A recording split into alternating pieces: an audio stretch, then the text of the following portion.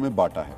बतौर सीएम शुवेंदु अधिकारी के सामने पहली चुनौती होगी कानून व्यवस्था को पटरी पर लाना।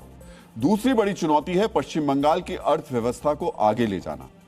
कानून व्यवस्था शुवेंदु अधिकारी के लिए इसलिए भी पहली प्राथमिकता होगी क्योंकि उनके पीए चंद्रनाथ रथ की हत्या हुई।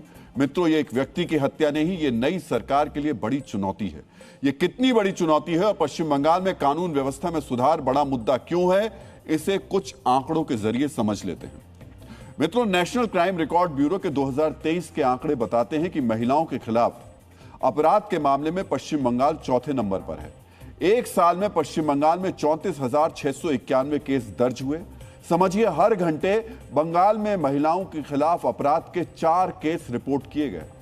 जानते हैं, इनमें से 1100 केस रेप के थे। इनमें 27 केस नाबालिग लड़कियों से जुड़े हुए थे।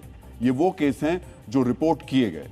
आधी आबादी के खिलाफ होने वाले अपराध को रोकना नई सरकार की सबसे बड़ी चुनौती होगी। मित्रों, पश्चिम बंगाल विदेशी अपराधियों से जुड़े अपराध में नंबर 1 है। 2023 में विदेशी नागरिकों ने पश्चिम बंगाल में 1021 अपराध किए। बंगाल में अपराध करने वालों में सबसे ऊपर बांग्लादेशी घुसपैठिए हैं। इसे कंट्रोल करना भी बड़ी चुनौती है। विदेशी नागरिकों के अपराध का एक सिरा घुसपैठ से भी जुड़ता है।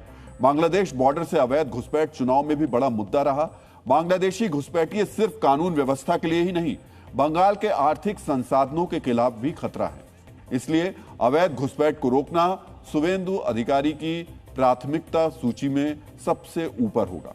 अपराधियों और उनके सरपरस्त नेताओं के सिंडिकेट को तोड़ना भी बंगाल के नए अधिकारी के लिए चैलेंज है। मित्रों, यह वही सिंडिकेट है जो चुनाव परिणाम के बाद पश्चिम बंगाल में हिंसा कर रहा है। यह हिंसा पश्चिम बंगाल की राजनीतिक संस्कृति बन गई है। इसे समूल नष्ट करना बड़ी चुनौती होगी। मित्रों, आर्थिक प्रगति यानी विकास की पहली शर्त है लॉ एंड ऑर्डर का सही होना। कानून व्यवस्था की बदहाली से नाराज लोगों के आक्रोश ने ही पश्चिम बंगाल में बीजेपी की पहली सरकार बनवाई है। बीजेपी नेता भी इस तथ्य से अच्छी तरह परिचित हैं।